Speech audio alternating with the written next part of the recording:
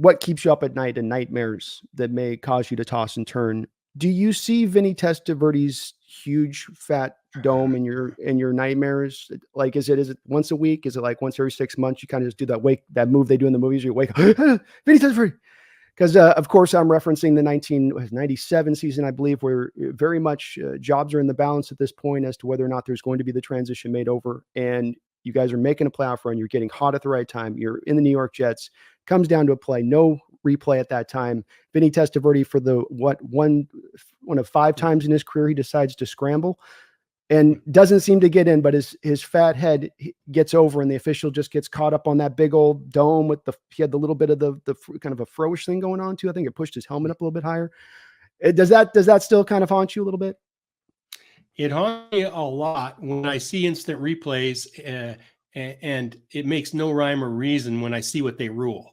It says, because they didn't have instant replay at that time. And what happened was, it was last play of the game, 20 seconds left, and it was a quarterback sneak from like the 3-yard line.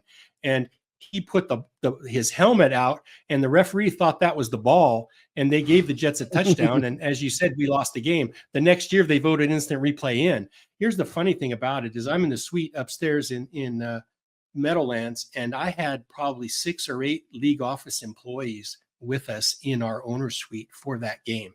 And they were all in there, personnel guys from the management council. And I remember them leaving that suite after the game, all with their head down, almost afraid to look me in the eye, because they knew that we had got robbed of a game, and there was nothing anybody could do about it. It was terrible. And as you mentioned, there were a lot of coaches, a lot of jobs at stake. We needed to win the game. It would have gone a long ways toward us getting the playoffs, and things weren't really the same. But hey, I'll look at it positively as well. It got instant replay, reincarnated again in the NFL. So Amen. Maybe it can save some poor SOB like myself that doesn't have to go through it. So maybe that was a tip for us to get the rest of the league on board. Still really brutal, because it's like, I talked to Chad Brown on this. He was 2 yards away from it. He said did not get in. Denver wasn't even close. It was just that head, like you said. It's the head. That's why I'm joking, but it was literally just his big skull. He's got that massive Vinny Testaverde head that got over the top, and you go, oh, why does your head got to be so big? But right. He played the Broncos tough that year.